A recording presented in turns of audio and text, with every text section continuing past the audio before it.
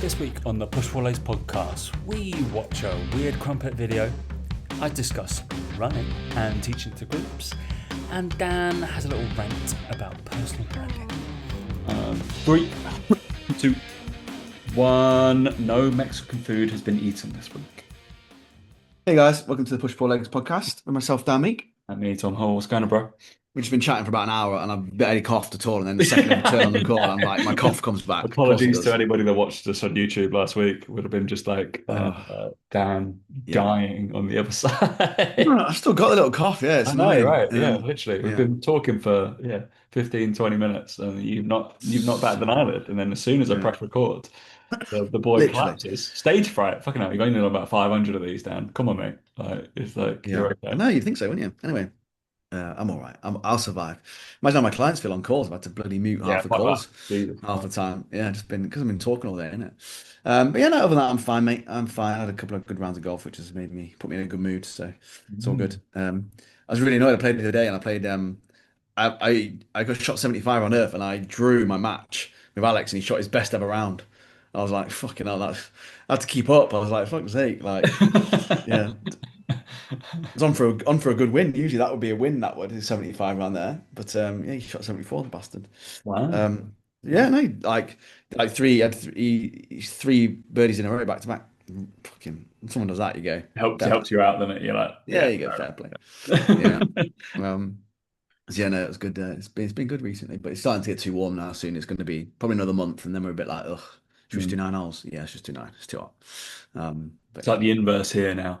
It's like, yeah, exactly. Yeah. It's like, oh, the sun's out. Like, it's absolutely gorgeous outside right now, but it's a little bit chilly, like 15, 16 degrees. And it's starting to be beautiful. It was very deceptive. I played on Sunday night, so we teed off at like 4:05, and we're playing all the way till like 8 o'clock.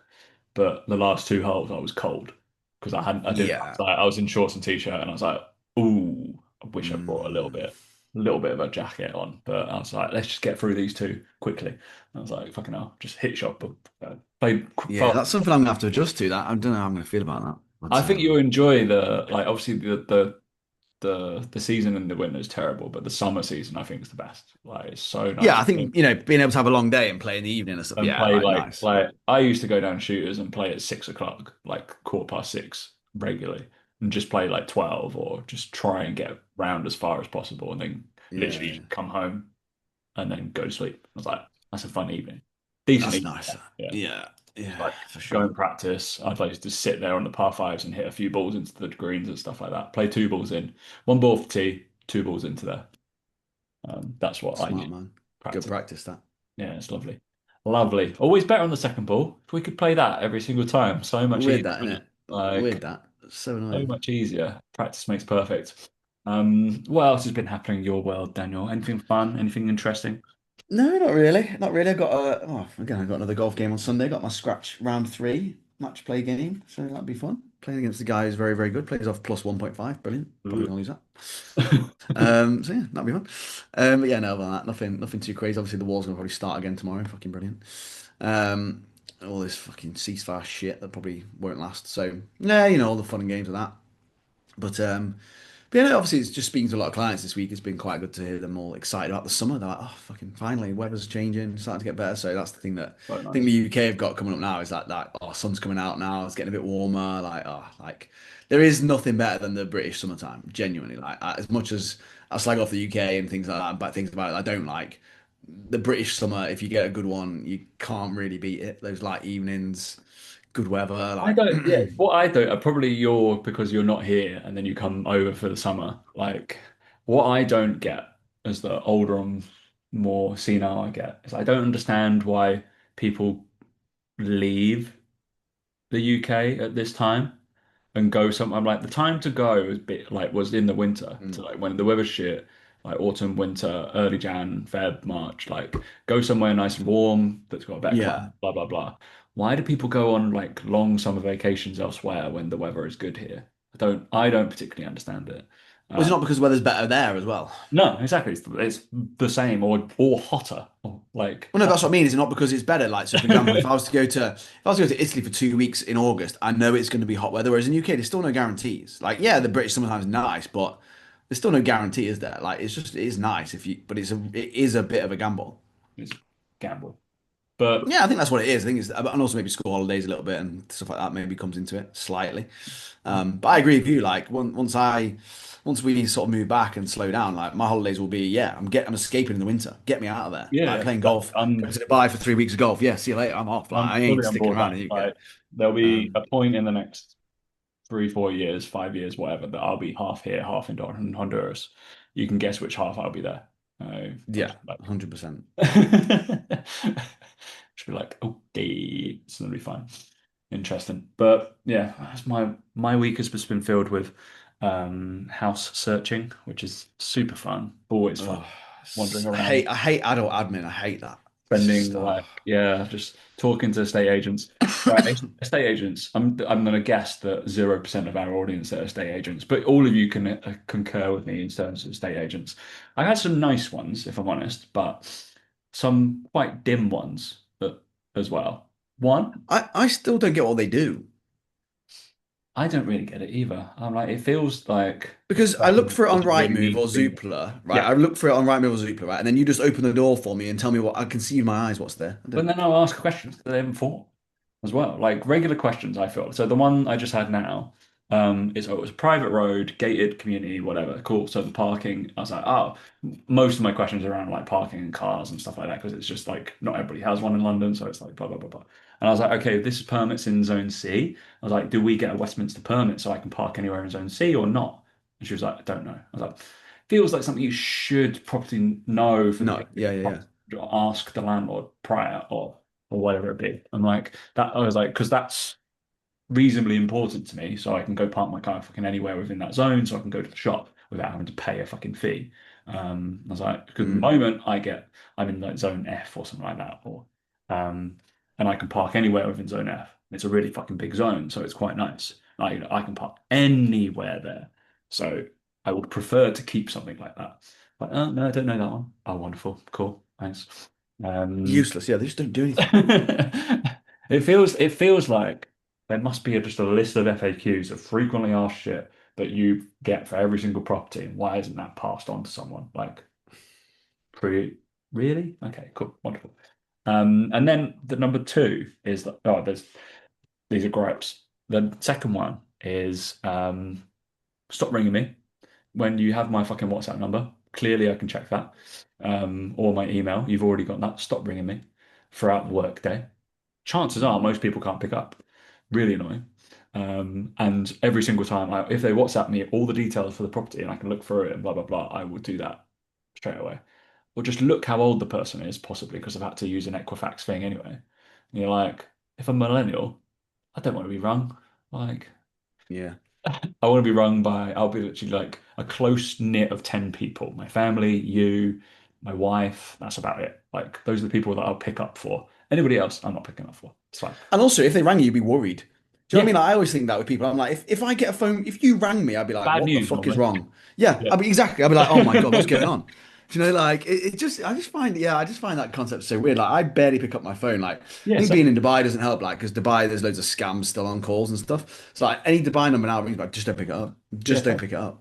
I, Like, I'm no like, chance. nah, you're good. And like, what is funny as well, do you have this turned on? Because iPhone have got like an automated, like, I'll check if this person's available thing.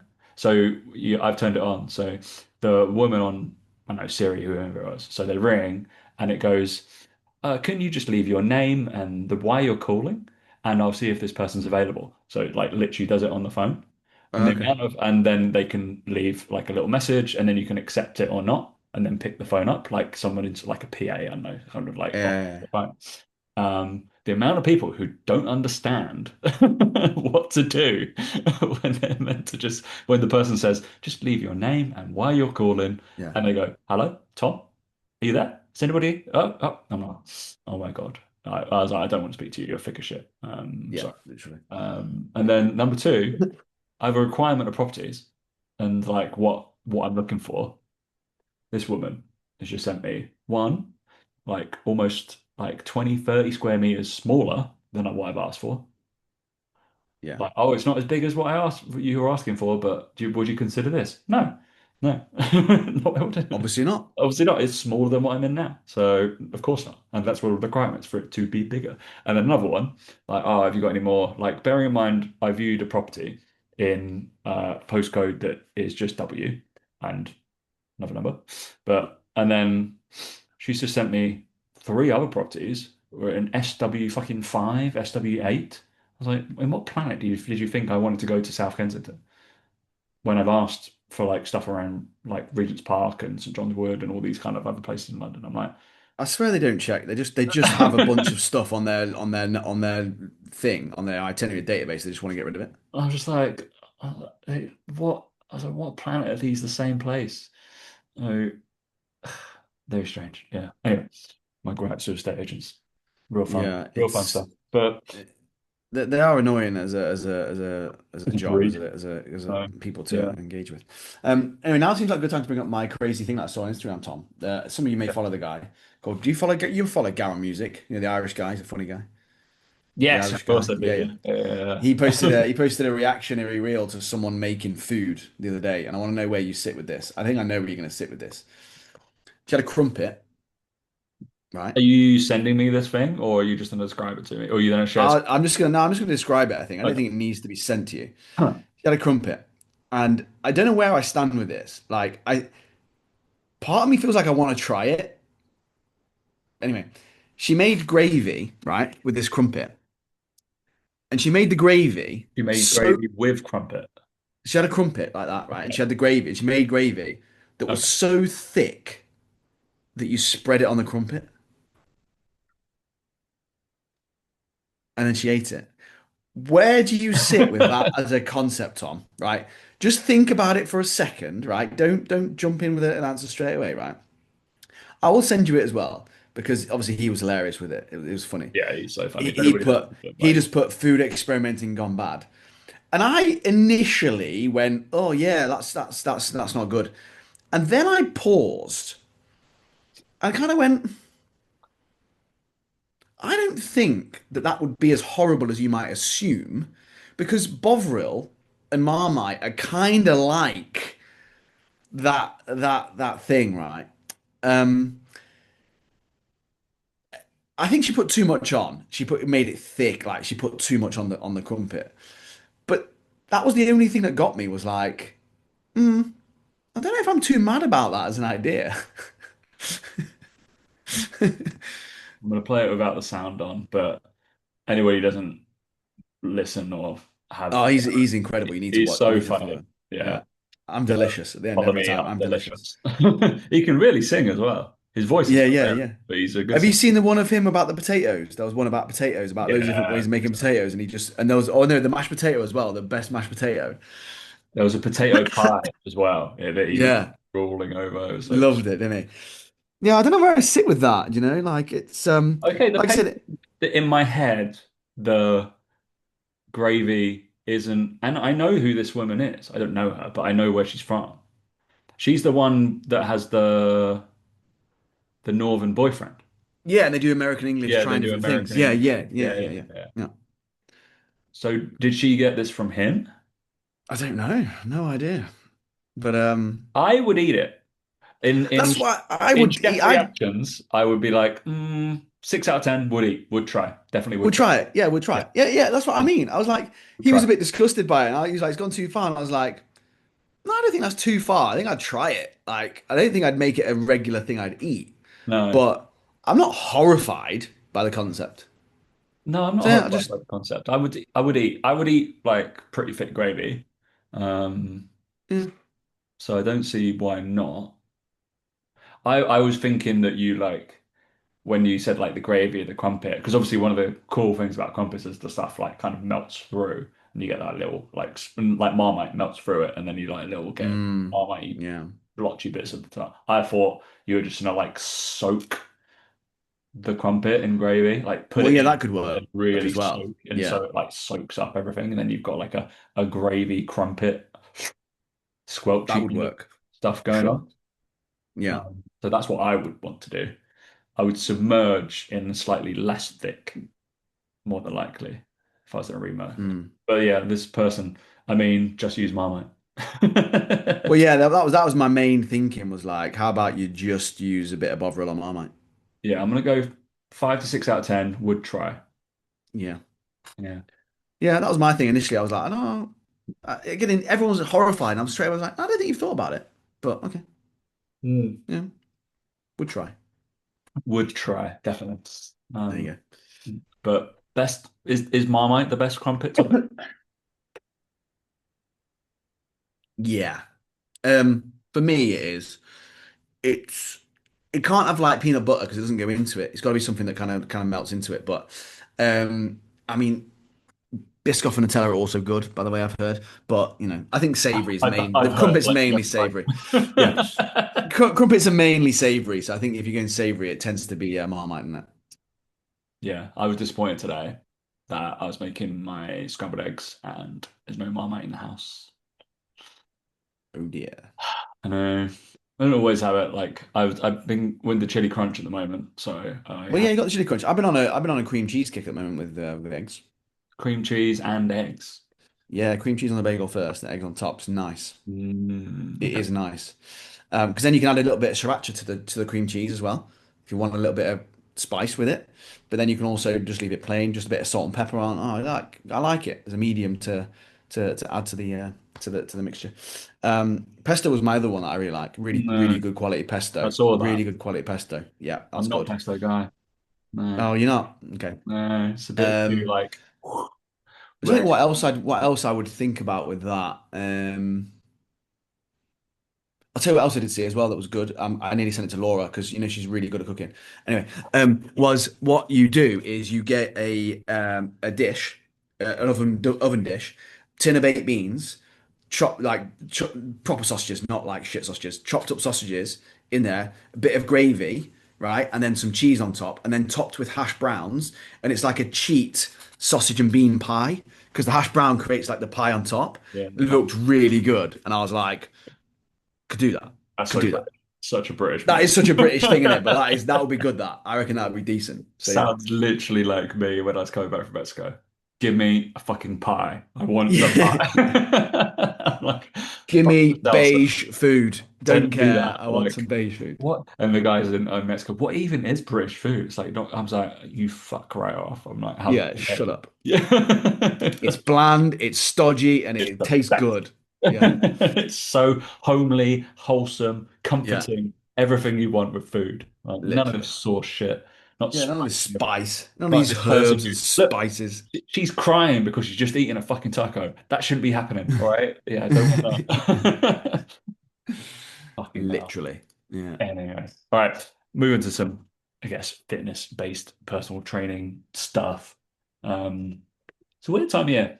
It feels like a time of year where obviously runners and stuff are happening. So running hype is happening at the moment. Mm. I don't know whether it's been the same for some of your guys, but it's definitely a more fruitful time of the year in terms of people actually making decisions on their fitness. I don't know if it's that pre-summer kind of thing or they're bored of what they've fucking been doing for the last 3 months. I Interesting. think I think it is the sun coming out. I think it's that element Yeah. of it is getting here, and you do want to do something about it, whether it's weight loss or running or whatever. But you just I think as well. Like one thing I think we forget is when you have that increased time and it's British summertime, you also feel like you want to make the most of your days a bit, and you go, "Well, I want to Yeah. train, and I want to do something rather than just sit inside and watch TV all day." So I think you get a bit of that as well, which is great. It's really good, and I'm saying to a lot of my clients right now, I'm like. Make sure you talk about it a lot, all the time. Somebody's there, around the corner. Like, yeah, because like I said, the running side of stuff is definitely one because the evenings are getting lighter, right? So it's kind of like people want to go out for a little run after Yeah. work and whatever. Um, So it does fit well. After this show, I've literally got a run that I have to go and do, which leads me into one of the questions that you have in your group, which I thought if I can just answer right here, because it's something that I will be doing from a free point of view, guys, in the next 2 weeks. Ooh, Uh, it's not a lead magnet, it's a lead magnet, but free for coaches in terms of and just something I am doing on YouTube. And I think the first episode will come out like Monday after I've fucking edited it. I've started using Runner as I think even you know what Runner is, Daniel, hopefully. runner, yeah. Yeah, the app that's like got bought out by Strava. And as an app goes, mate, pretty good. pretty good, Yeah. like journey and stuff and whatever it's been doing. But I am doing a direct contrast of like what a coach hopefully would provide, and I'm just giving a review of like what changes I might make and blah blah blah in terms of Runner, because Runner is like what, like fucking 15 quid a month. Essentially, a coach is a lot more expensive than that. So hopefully, you should be giving more value than fucking just an app. I'm hoping. You'd like to think so. Yeah. And fuck me, I do think the app probably gives more value than a lot of coaches, which is unfortunate. But I'm doing the double-edged sword of like I'm looking at the strength stuff, which is obviously my niche. I don't think an app's going to take me down on that. And then a lot of people are Mm. not comfortable, I think, in terms of programming running, um, which is an interesting one in your group, which is a, I think this is an interesting. I've recently qualified as a running coach, not a qualification. Don't think that's a qualification, is it? No. No. Like, don't, yeah, okay. I don't think you have to. I don't think there's a government standard of running coach. There's no insurance No. policy that you need to do to program run. So if you want to go and do a running course, then that is by all means go do it. But there's plenty. I will testify this. I've done some running based things, obviously, and whatever. The free stuff out there is exactly the same as the fucking shit you're going to see in a course. You're fine. The best way to deliver running programming. All right, so I'm going to give a little perspective on this because obviously I deliver. So this person was asking of how to do it in a group coaching program, which is an interesting concept, I think, and looking at certain aspects of. So the one thing, right? So in running coaching and people wanting to get into running, blah, blah, blah, blah. The thing on Runner, the app itself does not give you much terms of data that in terms of feedback in certain things. It does give you enough, like the splits and all that kind of stuff. And go to my YouTube, I talk all about it, okay? From a little bit more of an in-depth point of view. And but it gives you the guidance. It gives you like a little coach's blurb, which is all generic. It's been pre-done, blah, blah, blah, blah, blah. Interesting, they don't have a strength coach. They got this physio that works with Runner who's fucking garbage. But yeah, okay, I will quite happily tell him that. And he does their strength work. And I'm sorry, oh my God. Um, Mm. very interesting. But I think I set myself up as advanced. I was like, oh, okay, in terms of the running point of view, intermediate advanced running point of view, and then advanced lifting. The lifting is questionable. I knew it was going to be. And we're going to pick holes in it straight away. But they either like get too niched or they get like too into running straight away. It's like just foundations is fine. Or it's just like relatively pointless work. And then the volume has been interesting. But from programming running through something like Runner, or it does it for you. But what you need to do with your clients, if you're programming their stuff, is be able, number one, be able to look at their heart rate throughout the fucking run and be able to look at that. Number two, you need to know how much either stress score or how much volume, shockingly, they are going to do per week. And then three, the one thing I'm seeing on Runner straight away is in 4 runs a week, it's given me two easy, one long, and one speed, tempo, whatever it be. Okay. So the one thing that you can give as well, if you're doing one-to-one coaching, certainly what I do is identify the weakness of the person on where their heart rate is sitting and identify whether they need to do more zone two work in terms of baseline, whether they need to like sit at lactate thresholds or threshold work or aerobic threshold work, or whether they just need to fucking work hard and be able to do that kind of mileage, okay, in terms of intervals and getting faster. So there's kind of three different like tempos, base, and getting faster. Those are the three things you have to weigh up, just like you would do if you're training strength or power or hypertrophy. Those are the three things that you kind of prioritize. And understanding that is going to set you apart from a fucking app that doesn't really understand that and can't compute your data very well. That's the thing that I would, if you want to learn, we will be talking about it over the next few months in the group. But those are the things that you need to get on with. to make sure those people, your clients progress better. Um, that would be the thing because all the volume on Runner is correct. Essentially, it does it well, but it doesn't understand it. Basically, you self-medicate kind of thing. Right. I've just said I'm advanced. I'm like, oh shit, okay, cool, and it gives you like the timings, but it's not reacting yet. But I'm 4 or 5 runs in. Hopefully, it might react based off what I've put in and what data I've been feedback with. Um, for a group coaching point of view, Dan, she said training peaks. Hmm. I, I I wouldn't. Is way too in depth from a group point of view. I only use training peaks for my guys that are competing and have events booked in. Um, the other ones get like a basic training peaks version where they can't access the data, but they can see their runs. If anything else, then I would literally just write it in note format and make sure they get whatever their note format and have a pacing calculator um, for them to go through, which is really super Mm. easy to make. I have one that everybody can use, like a 5K pacing calculator. Then it gives you a pacing for like mile pacing, 1K pacing, 3K pacing, 5K pacing, 10K pacing, and then half marathon and marathon. And those are all the paces you kind of need, and you're working within a plus or minus 10 seconds of those. Um, that would be my advice if you want to do it in a group format. Mm. I don't But know anything about it, so yeah, I'm gonna I just pass think on it that. would be way too clunky to do it through Training Peaks and the ad that which is a good platform, but I only reserve it for people who are doing events within my one-to-one coaching. It's not for group people. It would take so much admin to fucking look at everybody's shit. Otherwise, it's just data for data's sake, essentially. Yeah, Um, it's basically like tracking everybody's VBT for all lifts. And I'm like, don't need it. Don't need to do that. No. absolutely not. Yeah, but interesting, especially when people so balancing cost and client experience. I think people would just be as long as you gave them a calculator that they can work out their own pacing, so you don't have to do it. That would be Mm. what I would do. Yeah. So, and then you can just field questions, and be more responsive rather than them getting lost in an app with loads of stuff, being like, I don't know what this means. Cool. You just entering questions and being like, oh, okay, cool. Yeah, fun. There you go. Fun stuff, mate, in terms of Yeah. running. Well, But yeah, running's not fun at all, so running's not fun. don't use those two words in the same thing ever again. I've got But rolling 400s to do after I finish talking with you. So, rolling 400s, that's even sounds boring.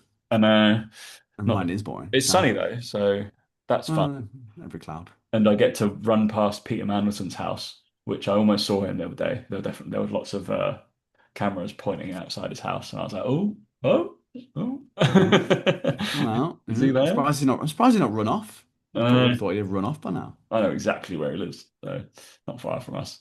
That Interesting. must be horrible as a politician, knowing people knowing where you live. Yeah.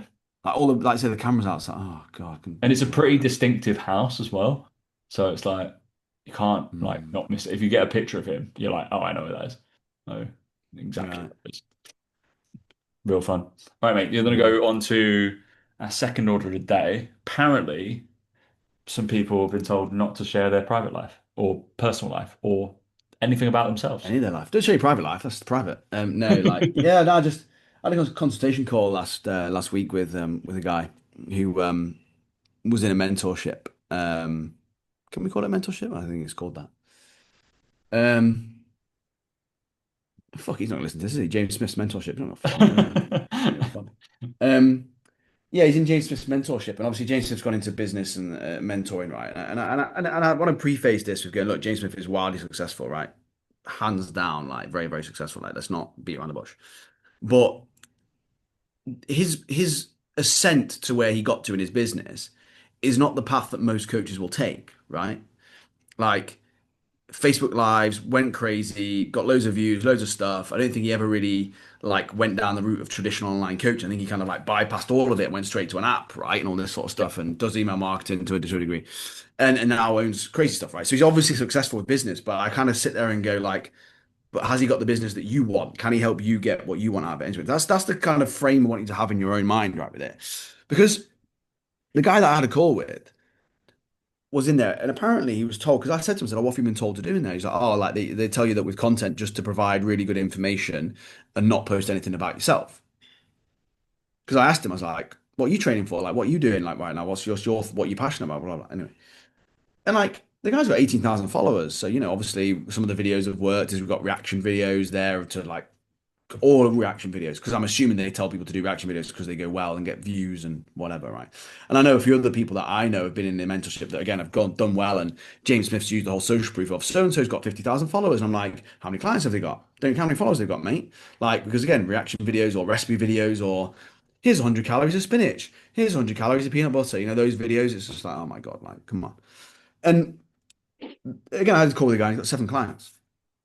So I was like, do you know why you've got 7 clients? He's like, well, I'm doing what I'm told. I was like, yeah, but there's nothing on here about any of your clients, any of the results they get, anything you're passionate about, results you've got for yourself, what you're doing currently, like how inspiring you are, like what you're passionate about, what you believe in. Like, and I was just like, yeah, I got told not to. I was like, okay. Like, I think, what is many words, I got told not to. Don't post anything about you, just post the information. And I just said to him, I said, mate, I said, not being funny, but all the guys and girls I work with, I tell them to do the opposite of that. I was like, all the results that are there. I was like, yeah, tell them to do the opposite of that pretty much. I was like, now, do you need to provide some information for people? Yes. Does it need to be specific to a niche? Yes. Should it be on YouTube primarily? Yes. That's another story for another day. But like, yes, you can provide information, but that's just a part of it. To just give that out is really poor advice. But anyway, but the thing that I find mad about this is that with James Smith is like, part of the thing about him was that it was personal. You did know a lot about him. He was very himself. He was sharing what he was doing. Like, again, we talk about following his Instagram stories. He used to do nothing but share what he was up to, what he was doing in his Yeah. day. Like, I was like, so he did build it that way. So he's telling you to do the opposite of what he did when he built his. And that's what I find so weird about it all. Um, yeah, I just said to myself, I can't tell you how bad advice that is. And then I made a video about it, obviously, because Instagram's shifting very quickly at the moment, and it's very much a very personal platform. I need to know who you are. I want to know who you are. I want to see what you're doing. I want to know, be inspired by you and your journey. So I used the example with him. I said, like, to the guys on the call with, I was like, have you seen the guy called Tom Trotter?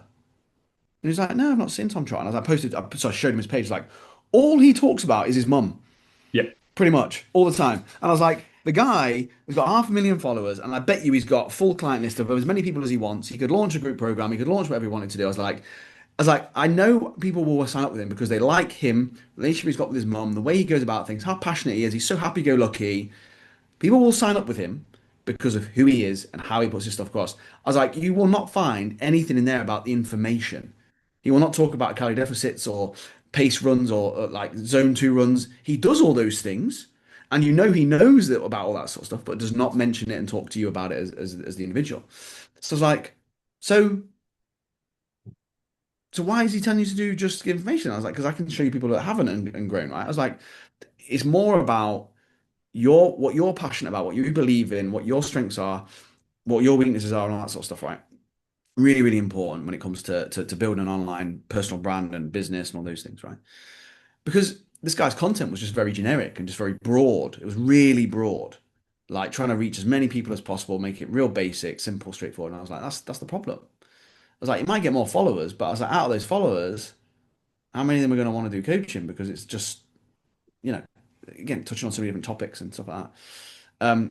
But when we say niche down, it's as much as niching down to you and what you're passionate about, who you are, what you believe in, as it is about your audience. I think people still have this thing around niching and going, "Oh yeah, help people lose weight." That's not a niche. That's every single person on the planet at some point in their life. Right? Come on, like let's think about it. Like, so your niche can be like you and what you're about and what you believe in, as much as it is about the audience and what their problems are and what their struggles are.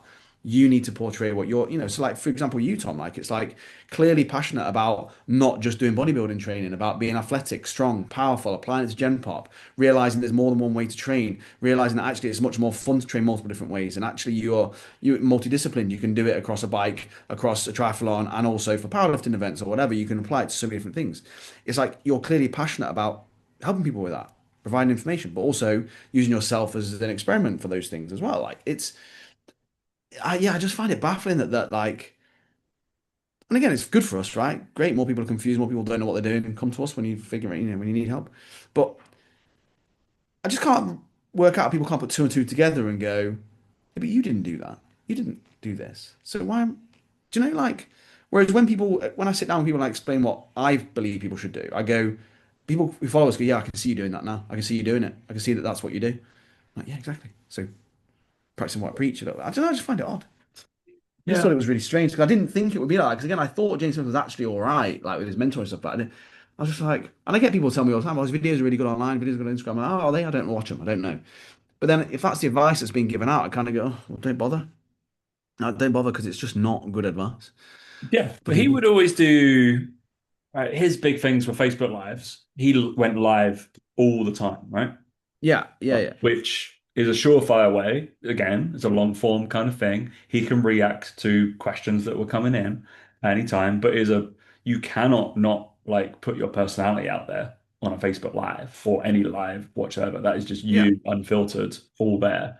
You're just gonna be reacting to shit. And then the rest of his stuff, yeah, obviously all his stories were always sharing about what he did. I guess he did a lot of like information-y stuff, but it was dripping in James Smith, right? It was dripping in his personality and in the way he speaks and his taglines and all that kind of stuff, which is, I think, where the personality thing must come across, where he needs to be. Cut out then, I think. You cut out then, and now you're As back. always, All right. back. Yeah, but it's that thing of remembering that it was the stories that then made you want to then do the next thing or get the next thing Yeah. from him. But again, like I'm gonna be controversial and say this as well, is that I don't know the inner workings of his business and the money he's made with his academies and the numbers and all this. All I'm going off is the numbers that he used to say he sold out and all this sort of stuff. His follower to client or customer ratio was not good. No, I can't imagine it was For great. someone with the amount of hundreds of thousands of followers, I don't think he was making. I say he might be making half decent numbers, but I don't know if his academy ever got above 1,000 people in it. I don't know, but I know that he used to do challenges and stuff, and it used to be like, oh, we got 300 people in the challenge, and I'm like, that's not good off 800,000 followers, Yeah. like really. Um, so there's that to think about. You know, it's important that you recognize that as well and go, okay, yeah.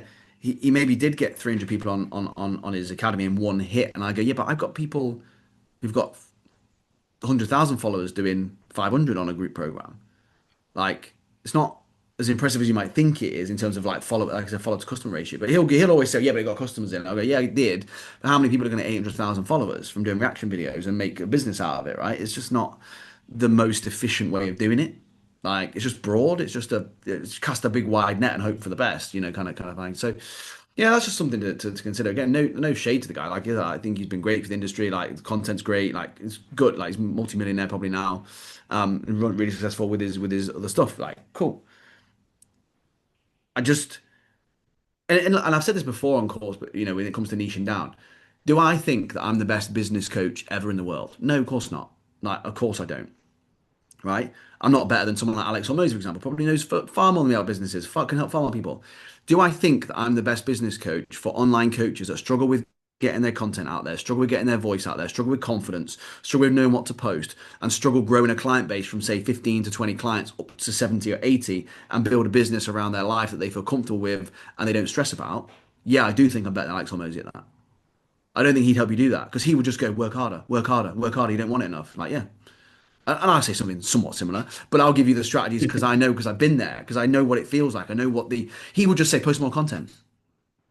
Whereas you go, yeah, but I don't know what, like how, like that's what I can help with on a very granular level, right? So it's remembering that when it comes to niching down, is like someone like James Smith, yeah, he's successful, but I go, yeah, but I don't think he can actually help you with what you're struggling with at that level because I think he's far beyond that now, and I don't think that advice he's given out is helpful for people now starting off needing more than 10, 15 clients, right? So when it comes to your niche as well, you need to remember that and go, well, okay, do I think I'm the best fat loss coach in the world? No, I don't. Obviously not. No one does. We don't know who is. But do I think you should think you're the best fat loss coach for women who've always struggled with this, who want to do this alongside it and have this life going on and also have this personality type? You should be confident enough going, yeah, I am the best for that. I know I am because that's who I am in that regard. So I think it's just important to remember that to again think about who you're getting advice from and go, are they in a position that I would want to be in and are they that close? Because I've had clients who go on and, who've done really well and go on and they go, I want to now run and scale paid ads and all this. And I go, great, I'm probably not the person for you. Yeah. Don't know much about it. Go find someone else. No problem with that, right? At all. Um, doesn't work and they come back, sure, but that's fine for them to want to try it. I get that because again, we're all specialists in what we're specialists in, and it's important that you focus on that. And that's where I think that, like I say, with content, you have to be that way. You can't be that broad, like that. Anyway, just thought it was an observation. I just thought I'd share with people because they might be thinking of signing up with him, for whatever reason. But yeah, just interesting. So Very interesting. All right, mhm. mate. We'll bring that to a close. Yeah, Any recommendations? Substack. So I've started using Substack a little bit more. Okay. So a few people I follow on YouTube that I like their stuff, have started to use Substack and like, oh, get on Substack, all this sort of stuff. Definitely more like finance, the economy, and investing, that kind of thing. I don't think it's going to be a platform necessarily that booms or takes off from a fitness, from a PT standpoint, right? But if you are somebody who is a good writer, right, and is very, very good with that side of stuff, and you work with busy professionals, right? A lot of corporates, that kind of thing. The demographic of Substack is older, people that have money, people that are prepared to read things, learn things. I I'm not saying it's going to take off and be in a great platform. I'm not saying that in any way, shape, or form. What I am saying is, I bet there's not a lot of online coaches on there, hardly any. I bet there's not a lot of people in health and fitness, and I bet there are a lot of people aged between 35 to 50 who have got a fair bit of money who would be on that platform. That's all I'm going to say. Yeah. Cool. There you go. Go to Substack. All right, guys. Thank you so much for watching or listening. We will catch you next week. See you later.